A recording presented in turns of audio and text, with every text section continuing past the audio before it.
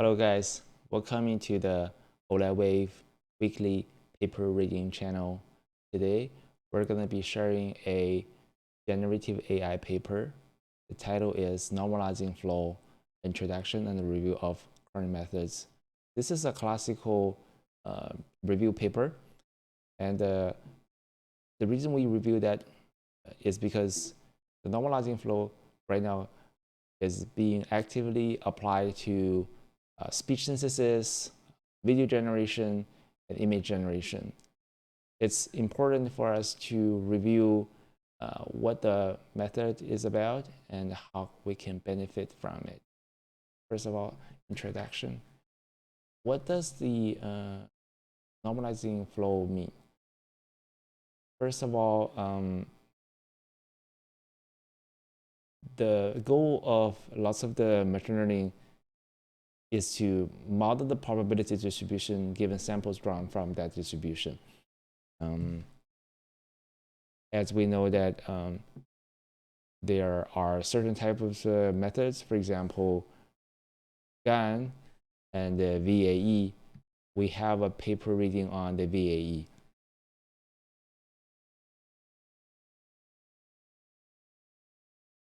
And the thing is, the GAN and the VAE can have issues. For example, the training could be very challenging due to mode collapse, posterior collapse, vanishing gradient, and training instability.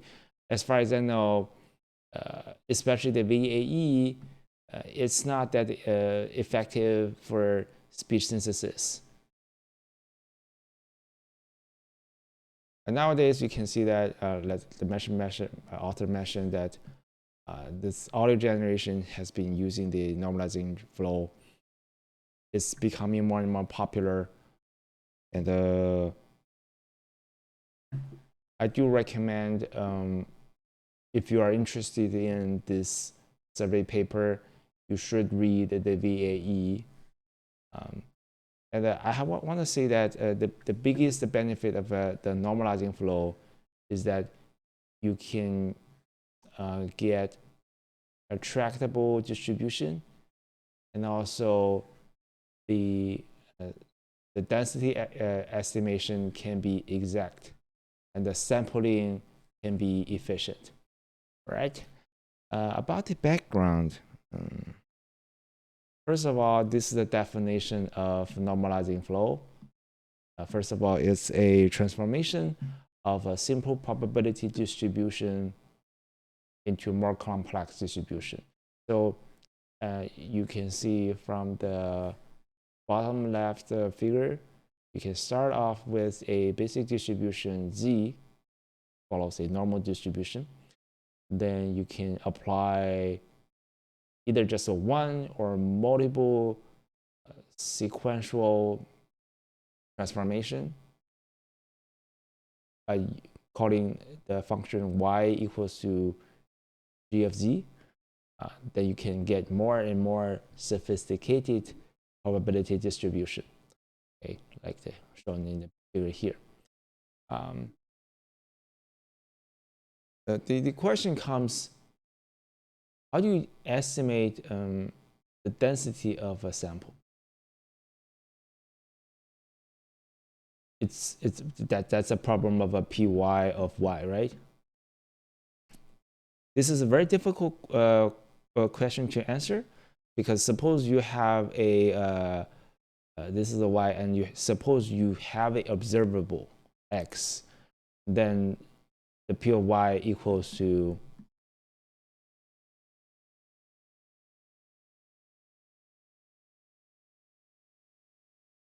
right. But to get this, it's very, very difficult, because you cannot enumerate all the x, and it's hard to get accurate estimation of the priors. So this is why I say it's difficult. But if you are able to use the normalized flow method, I will use NF method, then you can transform it back to the normalized distribution, aka simple distribution.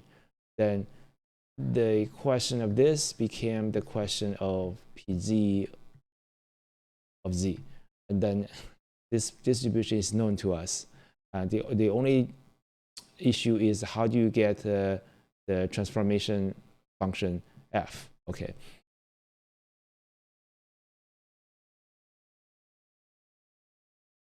And the second issue is that the volume, changing the volume.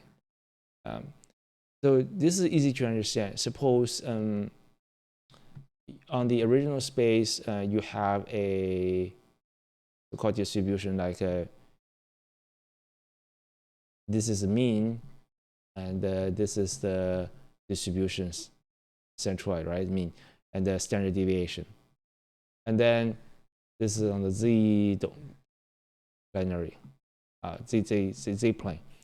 And then you doing whatever transformation, you go from z to y, then your distribution became on top of this, right? Then you can see that over this region, let me use another color pen. Over the original plane, the density dropped, right? But outside this region, the density actually went up. And also you can see the volume of your change in the volume also matters. And then how do you compute this? So to answer this question, and besides this, and people also have to answer the first question, how to estimate the density of samples? Like people said, you have to invert this back to the normal distribution, right? Then it comes to the computational equation over here. So given this generative function y equal to gz, you can have the following equation.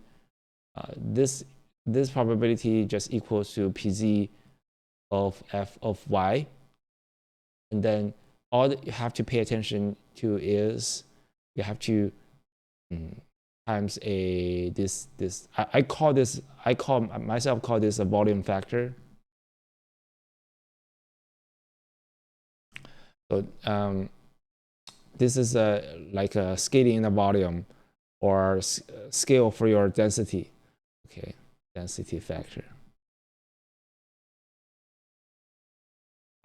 You can see this is the inverse. F is inverse of G, and this is the Jacobian of F. Don't forget this. F is a vector, Y is a vector. This actually is a matrix. Right? Okay. Then you may ask, why do I have to times this? Let me show you a very simple example. But I still think that you should go back to check either Wikipedia or check your calculus book to see what is Jacobian matrix about, how when you have a transformation, why the equation is shown like this. But this is a very quick illustration. Suppose y equals to 2z. That means suppose your z is, this is your z, right?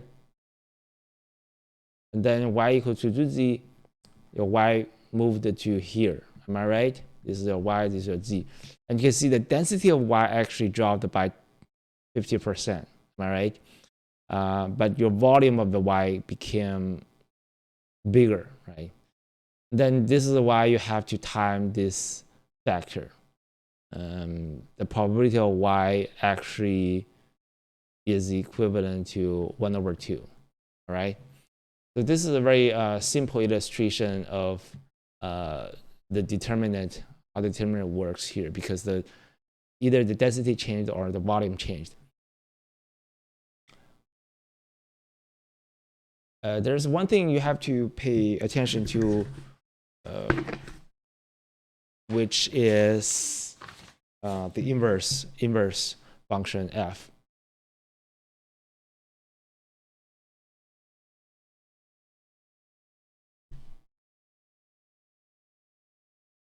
Well, there are two directions.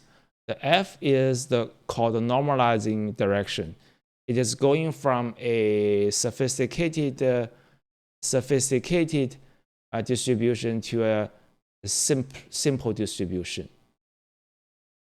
So the process is a normalizing process. This is why F is called a normalizing direction or normalizing function or functions. And the G is the generative function. So this is how people generate image or text or audio. You go from the basic distribution, you sample on top of Z. Once you get a sample of Z, and then you use this generative function, G of Z, to get the Y, or the image sample or the audio sample, whatever. Then this is called a generative direction. Okay, this is called normalizing direction. Don't forget this.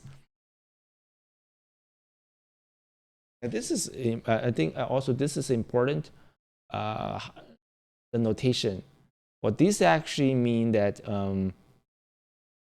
remember this is normalizing function, right? So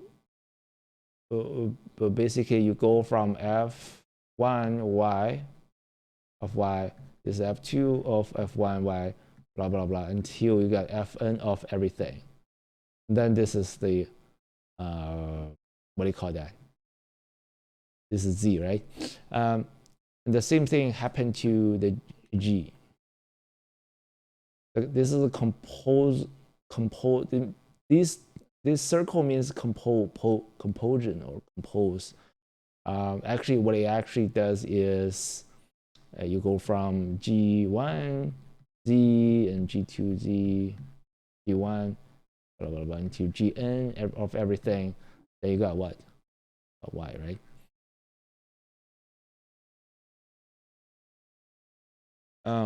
The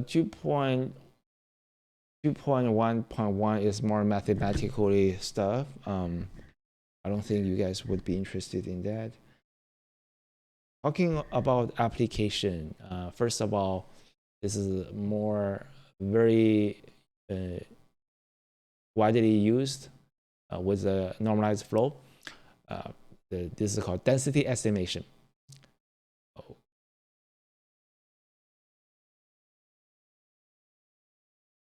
So given a estimation of parameter, the theta and the phi. So what is theta? Theta, remember, G is generation, right? So theta controls the generation. And what is phi?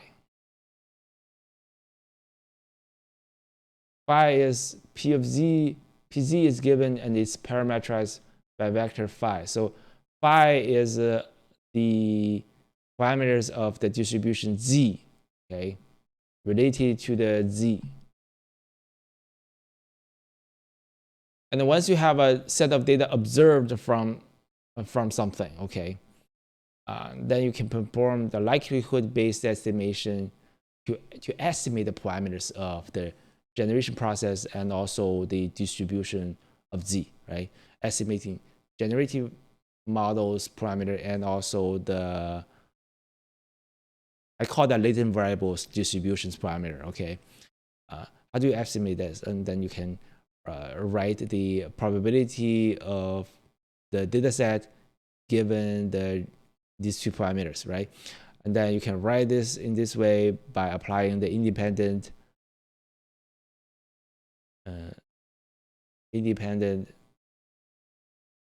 IID assumption, right? Then you get this. Once you get this, you can apply the equation 1. You can write this thing into two blocks, two terms, two fields. The first field and the second field. The first field is it's related to the phi and the theta, you can't see. while the second factor only related to the theta. Okay.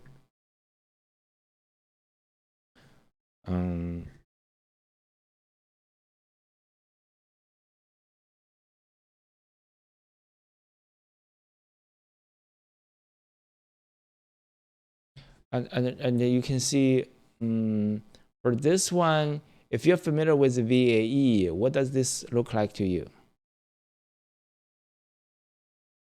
Well, to me, it's because it's a normalizing process. You can see this is a stack of layers. A neuron, for example, suppose this is in the deep learning stage, okay? Now everybody are familiar with deep learning. So I use the deep learning as an example for this density estimation illustration. So suppose you have lots of data, you throw that into a encoder, right? And then this is y, and eventually it's going to be mapped to z. So in the middle, you would have lots of y1, y2, and yn, whatever, right? Lots of things. And the primary that controls the encoder is called theta. And for this one, you can see you can use the cross entropy to help you to update the parameter of theta. Yeah. And for this one, for the second term, it's called a log determinant or a volume correction. Yeah. But this one, it's even more simple because I don't think this evolved the what do you call that? It does not evolve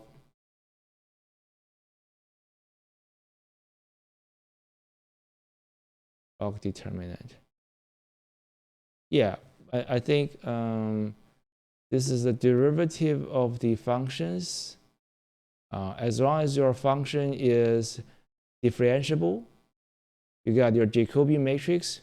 I think you're good to go. Makes sense?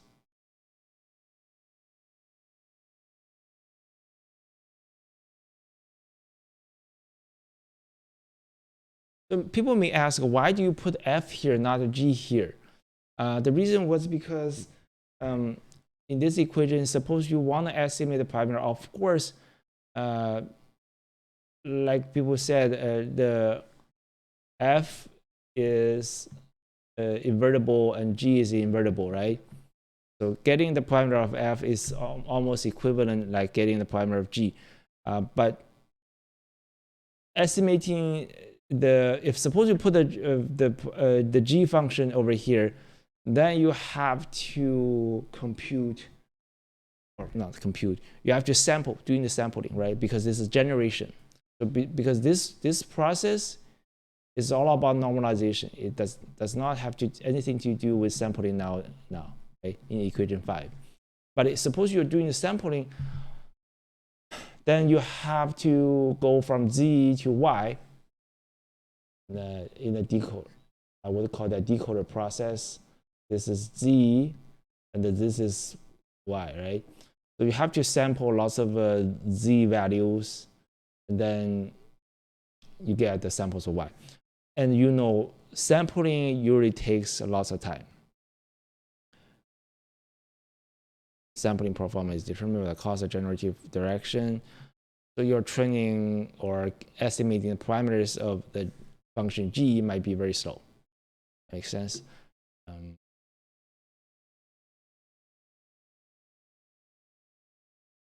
Okay.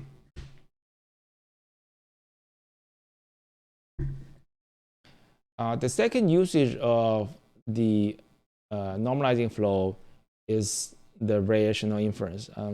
For this section, I did have read this part clearly, but I would say the notation of this part is a little bit messed up. But I would just share with you about its core idea. Okay, the first thing they're talking about, suppose you have a latent variable. Here the y is a latent variable, right? They shouldn't use the y because it would be very confusing, because over here y is either sample or observed stuff, but here y became a latent variable. But you can understand they're trying to say that estimating the P of X is difficult. And then they're using approximate posterior, okay? If you're familiar with VAE, you know what they're talking about. And then instead of directly estimating the evidence, they're estimating the evidence lower bound, okay? And then they're trying to maximizing the lower bound, so the evidence or the expectation of the P of X over all the X is maximized. And then by maximize that, they try to adjust the parameters of the what do you call that, of the encoder, so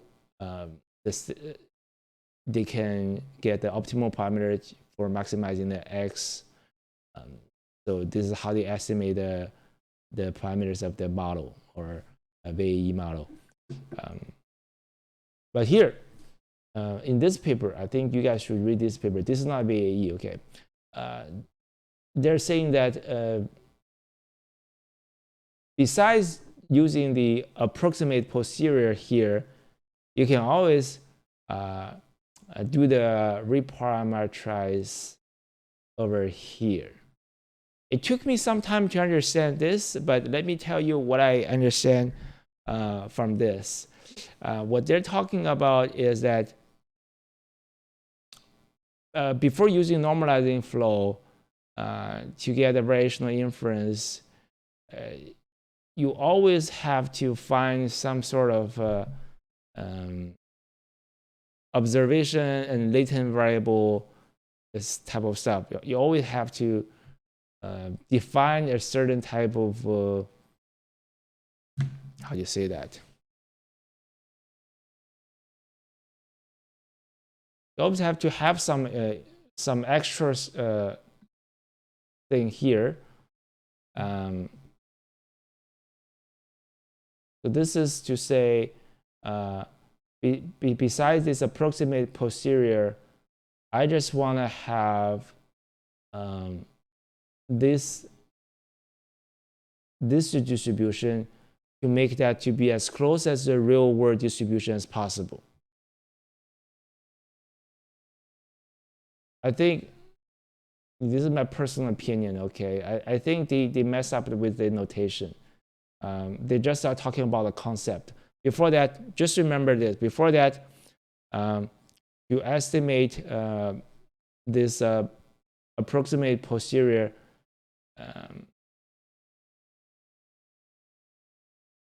they have to use a VAE model. But now they don't have to use VAE model. They can use a normalizing flow model. The interesting of the normalizing flow model, remember that it's I don't think it's the same as the VAE because it uses a compose of transformation function, so they can get the y of z in step by step. Okay, that's the basic point. Assume for the simplicity, there's only a single flow G with the parameter theta used. Okay, so you can define the y equals to this. So of course, you like the VAE, you also define a latent variable z here, and then the y is the result of the generation. So if you look at this term in the VAE, this term is not very straightforward. I personally do not agree with this because VAE has two parts. The first part would be the KL distance or divergence part. It can be resolved by analytical solution. The second part is the Monte Carlo simulation part. I'm sorry, Monte Carlo sampling part. They can be efficiently resolved by gradient descent method. But maybe the straightforward thing they actually meant you have to do lots of lower bound or split this thing into two parts thing. But once you get this, And by applying the normalizing flow, you can see the changes are here. First of all, before that, you're supposed to run the integral or the expectation over this distribution, all the y's distribution. Now you just have to run the distribution on the PZ of Z. And of course, this part is changed here. And I think they may be able to write another equation by using this type of reparametrization tricks. Remember, in the VAE, you can have the Z equals to mu plus epsilon times theta, and then you can have this one, right? E of E, right? H of the Z given theta. And actually, I think even this part can be rewrite into some of function of what called the function M? Function of maybe epsilon, mu, and theta, right? Doesn't have to be G because the Z is being replaced. And of course, this is actually dependent on theta. Then, given this, you can have a derivative. You can apply the derivative nebula derivative factor. What do you call it? You can get the derivative of this, and this derivative can be moved into this because this is a P of E. You can apply the Monte Carlo sampling method. Let me further write this into L. This is 1 over L. This is L over to L. I think this would be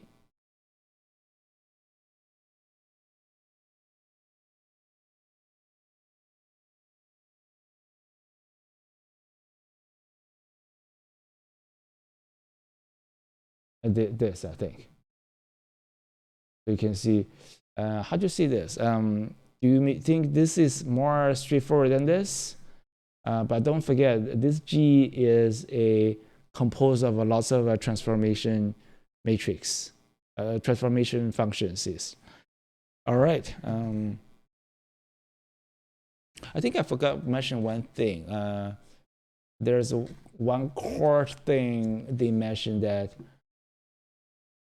the normalizing flow, they have to be invertible, right? Just now we covered that, okay, the G has to be differentiable, right? Because you can see that the equation we write here, if you apply the chain rule, I don't want to write the chain rule here. It's very sophisticated. Don't have space to write it, but you can see that the G, because it has to be differentiable, right? Otherwise, you won't be able to get the derivative. This is the second thing, important thing of the normalizing flow. But the first important thing is that the invertible. What does the invertible mean? It means one-to-one mapping. So when you go from Z to Y, the generation direction, one single Z can only be generated into just one single Y. You cannot generate more than, or say, two different Z's, Z value cannot be generated into one single Y, one same Y, because once you can see that once you do the inversion with that one single Y, you cannot know which Z to choose when you do the inversion, okay? Same thing, the F has to be invertible too, because they are invertible functions. What else? And the section 3 talks about the methods. I think there are lots of methods, but I will just talk about the popular methods or the methods. This one, the Google DeepMind people mentioned, Rezende and Mohamed, they mentioned the planar flows. It's Chinese audience. This means 平面的流. Okay. This is very useful for deep learning. Why? Because you can see, let me draw the network architecture for you. Suppose X can be drawn from a large amount of samples. Okay, large data sets, they have lots of samples.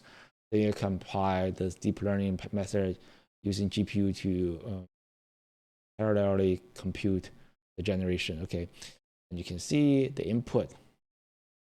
This is like the residual. I will put in the end. Okay, first of all, it passed through a linear, right?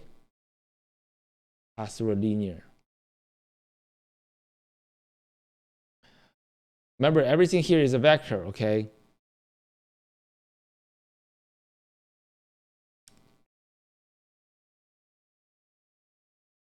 This is like MLP, right? And then you pass through a nonlinear H. This is nonlinear. And then you have a, what's this? U. We'll call this a another, sorry, I think this should be, I should write this way. This is another linear U, right? And of course, going to here, you have this residual connection. So why do you need to have this? This is helping to reduce the problem of gradient diminishing, right? And also for normalizing flow, I think that's my own personal understanding. That means you want to start off with the regional X, right? This is the base. So suppose you have lots of steps to get the final G of X. For every step, you probably only want to change one part of the X. So you do want to keep one part of X, then add a new part of the transformed X. That's my understanding. And then to get this determinant of the derivative is fairly straightforward. And this is determinant. You can see this corresponds to 1. Okay. Don't forget this. This would be a matrix. This is a matrix, okay? And the determinant of the matrix is a scalar. Make sense? And what is this? This is this is what do you call that? This is one d-dimensional diagonal matrix, and then on the diagonal, all the diagonal elements are 1s. Make sense? And for this one, I think this one is a scalar. You get this? Because this times this is a scalar. This is a scalar.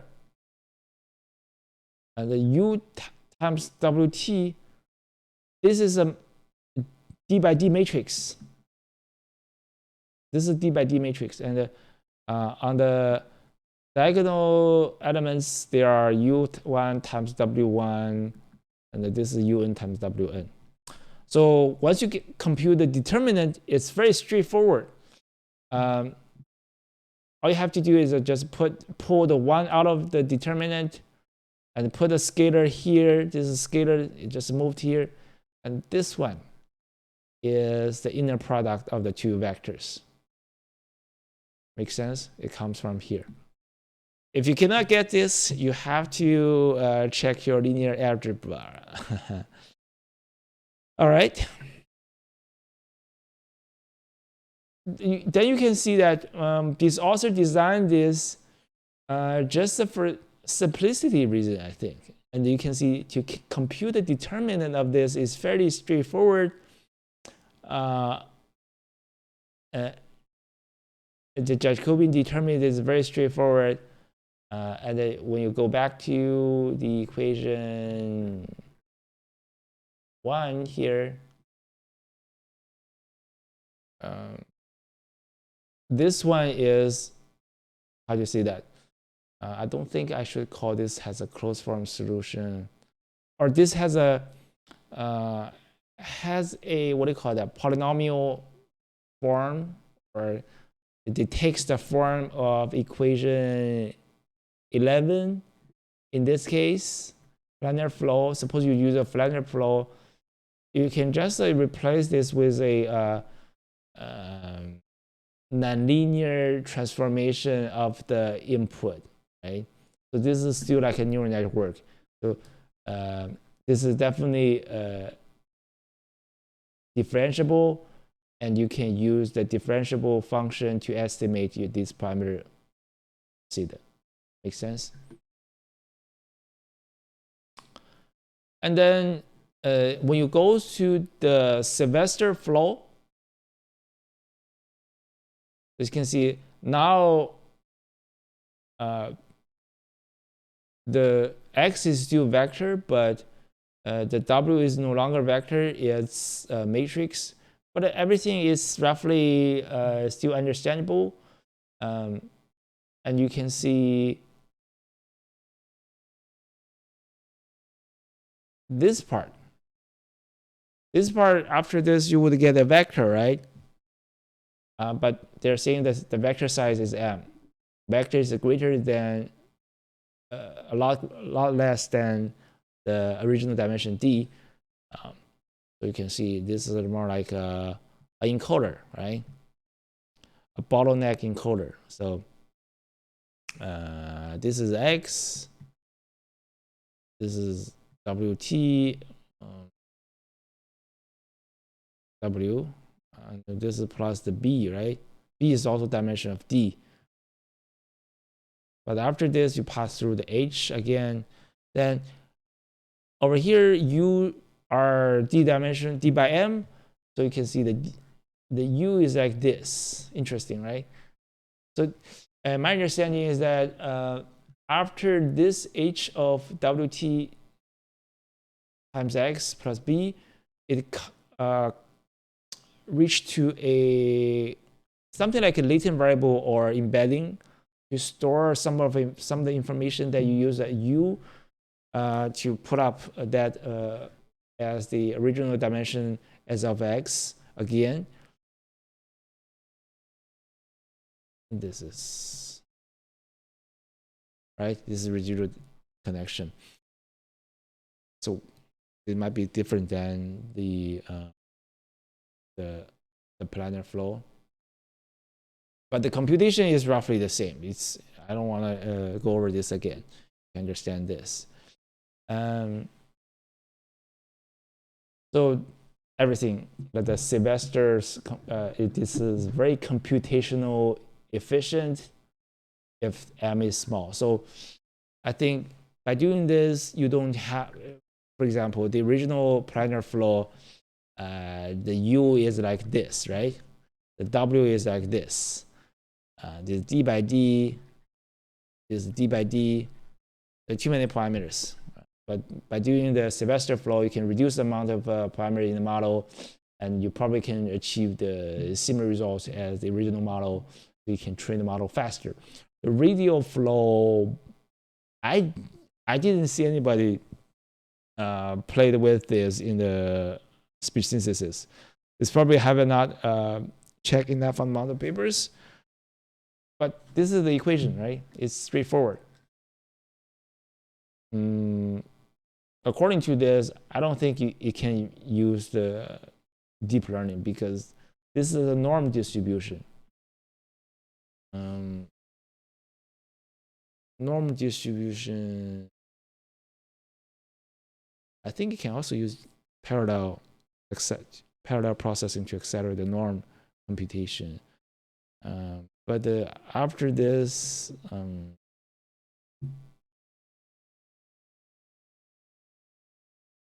me, this is like my understanding of this is on top of the x, you want to have some change, and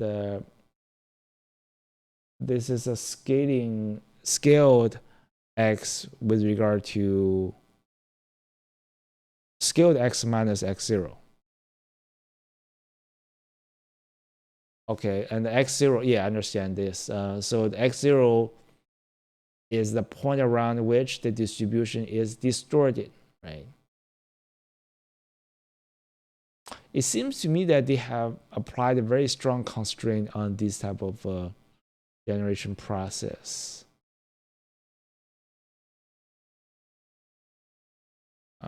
The Jacobian determinant can be computed relatively efficient. Oh, I will leave this as a homework to compute the Jacobian determinant of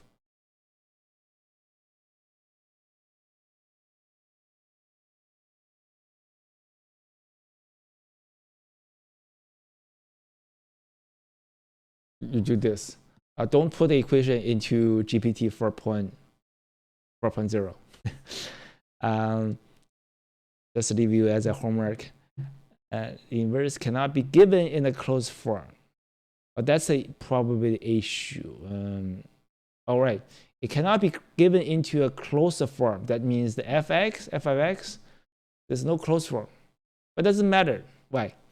Because you only need to get f of x is only being used in the primary estimation, right? But for the generation, you always use the g of x, and the g of x is very simple and fast. Makes sense. I think the benefit, one of the benefits I can see from the radial flow is that the computational cost compared to planar flow is smaller when you generate, because you can see the only thing you have to compute is the norm distribution. Am I right? Yeah, because you can see this is a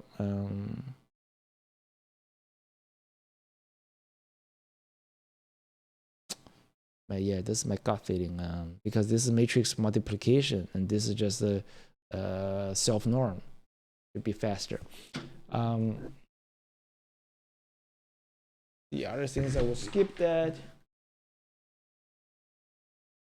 And what I want to mention, if you're really interested in this paper, you should read the Flow plus plus. Where is it?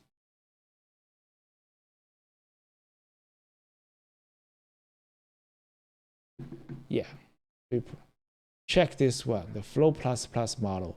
I do not see speech people using this, but I mean, you should check this model, because the authors, this paper's author, they mentioned this Flow plus plus is very good in terms of the performance versus other methods.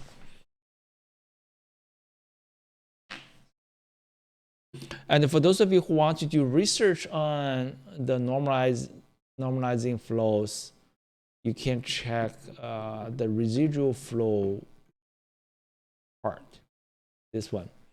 You can see that, of course, the DeepMind people, they have their own f of x. You can define your f of x. It can be a feed-forward neural network or any kind of network to generate the g of z. Right? You can just play with it. I mean, you can probably get a better model than the DeepMind people. Who knows? And I personally think that the DeepMind people's f of x is very straightforward. Suppose you can get a better f of x that describe the underlying data distribution, you can probably get better generation results, I think. And also the ODE-based method. Well, I have to say that the reason I found this paper was because I read the Chen's paper, Neural ODE. It's a very good paper. I have a reading of this, Neural ODE. And you can see, I will briefly talk about this, okay? ODE means ordinary differential equation.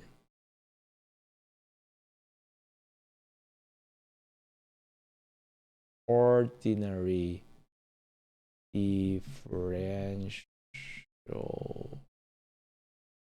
differentiable, I think, equations.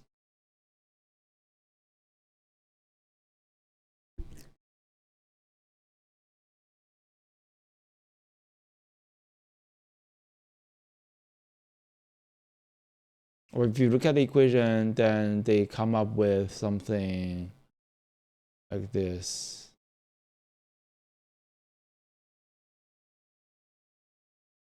Yeah, the neural ODE belongs to the infinitesimal or continuous flow. Okay, you should read the continuous flows concept if you want to know more about neural ODE. Okay, this is the fundamental equation. The mathematical thing over there is a lot, so I don't. I think I do have another video covered neural ODE, but I think you should definitely read the paper if you're interested. Now they talk a little bit about the dataset and performance. First of all, they have a tabular dataset. Second, they have an image dataset. If you look at the results, where's the results? Yeah, they're saying that the universal flow-based method, NAF, so as this four, they generally perform better than other non-flow based methods.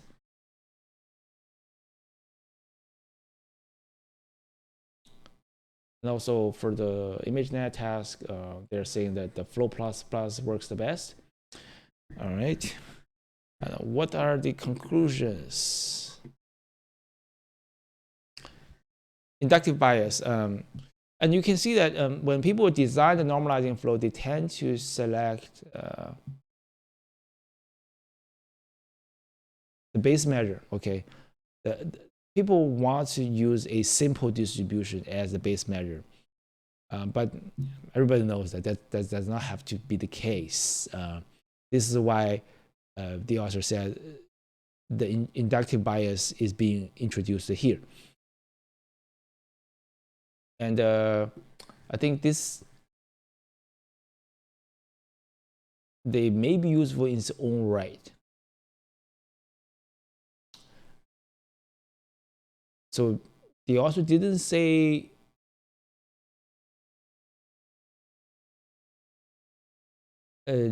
so they actually also stress this. However, in practice, if structure is provided in the base measure, the resulting transformation might be easier to learn. But he also didn't say one thing, but is it a good thing? Does that model actually depict the actual distribution of the base measure? Okay. And so the inductive bias has two parts. First is the base measure. The other one is the form of diffeomorphism. I do find a translation of this for my Chinese audience. This word is kind of new to me. Right there. Right. This is called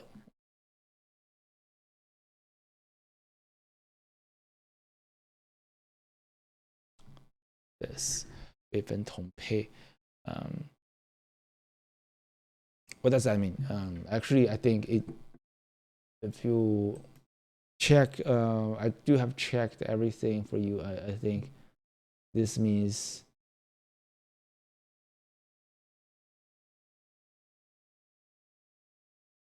are there other ways to model different? This thing has to do something with the inversible. That's all you have to know. But I'm not a mathematician. This is too far for me. But since this has to be invertible, I think this is why the author meant this is also introduced inductive bias. Because the author asked this question, beyond this currently used network, for example, people right now, they like to use residual networks or neural ODE are being actively investigated. So this is like a bias, inductive bias. And are there other methods to, other than these two methods, for generation or for normalization? Yeah, some other people investigate some other things, for example, triangular flow or some other things. I mean, if you're very strong in math, you can definitely explore this direction. I think it's very interesting. Inductive bias, the last thing is the loss function. Loss function, majority of people, they use the KR divergence, okay? Can that be something else? Because the KR divergence can be regarded as a inductive bias. And also generalization to non-Euclidean space. Flow on manifolds. This is a very mathematical, I think.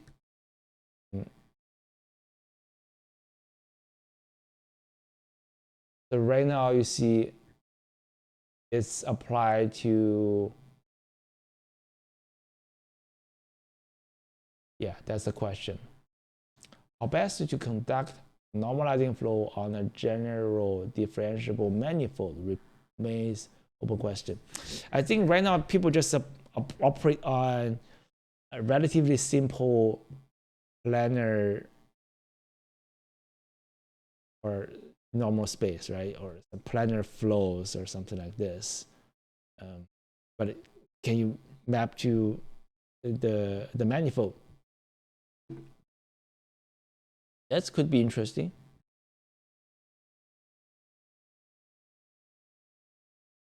And they say one can also use differentiable structure to define measures on manifolds. Interesting. But you definitely have to read more of their math.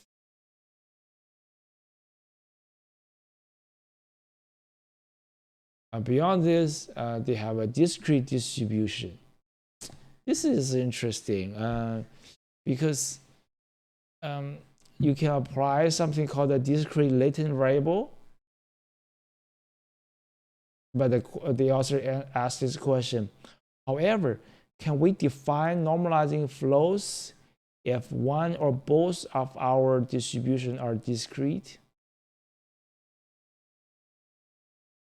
Because this could be interesting to NLP or graph generation. Yeah, for audio and speech, they're being considered as in the continuous domain, I think.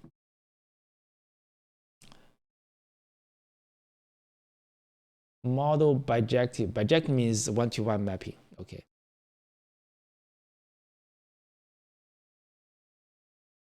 Yeah, they're talking about the possible ways of addressing this question.